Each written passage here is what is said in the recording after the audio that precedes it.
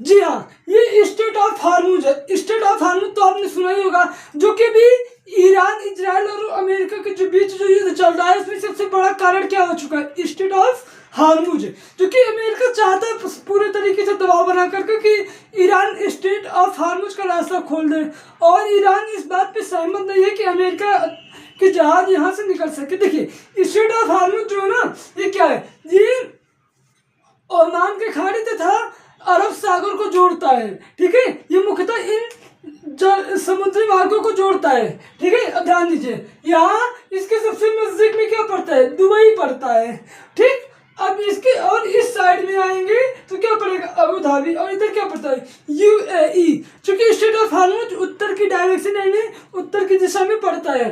अब हम इसके इस साइड में जाएंगे तो क्या है? पाकिस्तान पड़ता है, जो कि भिखमंगा कहलाता है। अगला कौन है? अफगानिस्तान पड़ता है। इधर कौन है? ईरान पड़ता है, जो कि ईरान का पूरे तरीके से कब्जा है ये।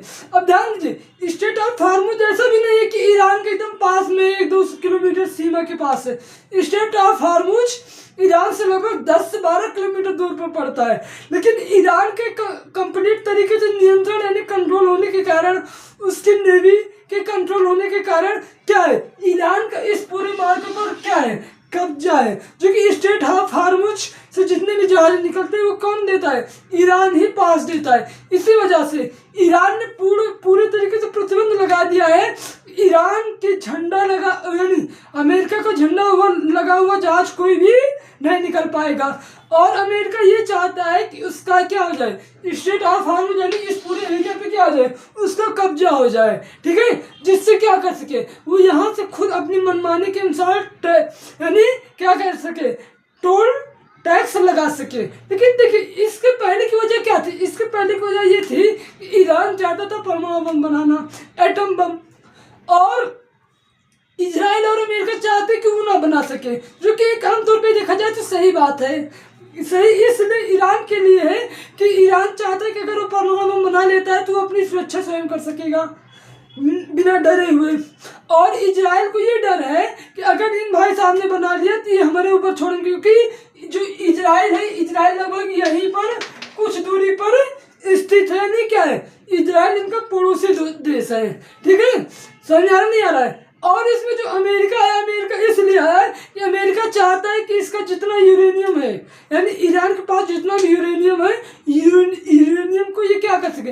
ये अपने कंट्रोल में कर सके, ताकि ये इससे विस्फोटों के यानी पदार्थ बना सके। लेकिन देखिए, इन सब घटनाओं के बाद, इतनी युद्ध होने के बाद, लगभग आज युद्ध चलते हुए लगभग 1 महीने से ज़्यादा, लगभग 1.5 से 2 महीने होने वाले हैं, लेकिन आज भी ईरान ने हार नहीं मानी। ये बात तो मानना पड़ेगा कि ईरान के पास काफ़ी पावर है। लेकिन एक बात इसमें और आती है कि जो अमेरिका है, अमेरिका भाई साहब, ये किसके पास गए? ये गए भिखमंगा पाकिस्तान के पास, जो कि गए उनके पास किस चीज़ के लिए?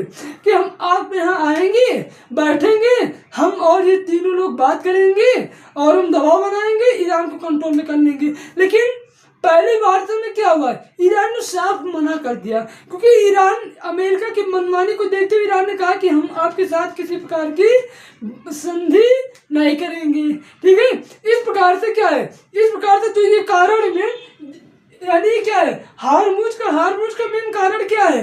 कि ये सबसे बड़ा समुद्री मार्ग तेल का आयात और निर्यात के लिए, जो कि विश्व भर का लगभग 20 से 25% तेल कहाँ से आता है? इस स्टेट ऑफ हार्मुज से जाता है। बात की जाएगी एशियन देश की और जापान वगैरह को लिए जाती है, यहाँ लगभग 75 से 80% जो तेल जाते हैं, 75 से लगभग 80% जो तेल जाते हैं वो कहाँ जाते हैं? अर्थात स्टेट ऑफ हार्मुज से जाते हैं, चाहे वो कच्चा तेल हो या रिफाइनरी हो, किसी प्रकार का भी तेल हो। तो जो मेन तौर पे कहा जाए क्या है? स्टेट ऑफ हार्मुज एक सबसे बड़ा मेन क्या है? जलीय मार्ग है, और यहाँ पे ईरान का पूरे तरीके से कब्जा है, जो कि ईरान तब तक किसी ने छोड़ेगा जब तक वो पूरा खत्म नहीं हो जाएगा। यानी ईरान हार मानने वालों में से बिल्कुल है ही नहीं। अभी जो उसका दिख रहा है तरीका, वो दूसरी बात ये आती है कि अगर आप अमेरिका पे विश्वास भी करते हो तो अमेरिका इस बात के लायक नहीं है कि वो आपके सहायता किए हुए के बदले आपके आगे कभी सहायता करेगा।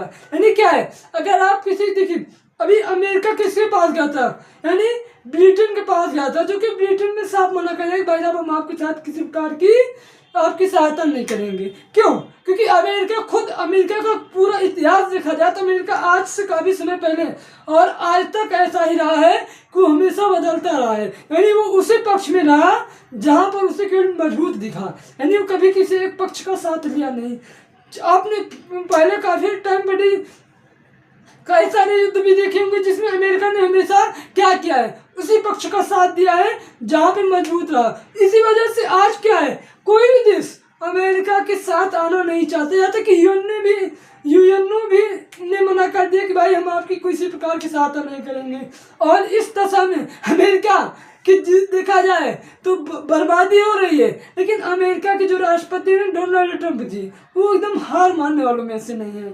भले बर्बाद हो जाएंगे वो भी, लेकिन उनका क्या सनक है कि हम आपको कब्जा करेंगे तो करेंगे। इस प्रकार से स्ट्रेट ऑफ हार्मुज जो है ये लगभग हमारा 33 से 34 किलोमीटर की चौड़ाई में है, यानी एक काफी बहुत बड़ा एक जल मार्ग है।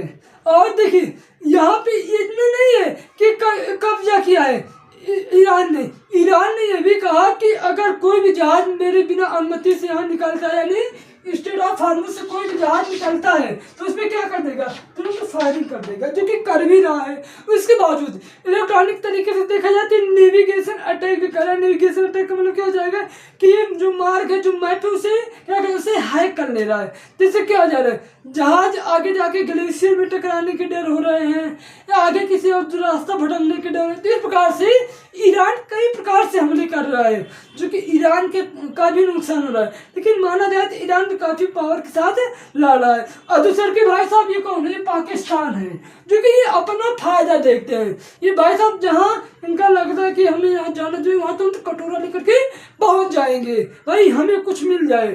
ठीक है, इन्होंने कहा कि ईरान और अमेरिका आए हमारे यहाँ पाकिस्तान में आके बैठ के बातें कर ले, समझौता कर ले।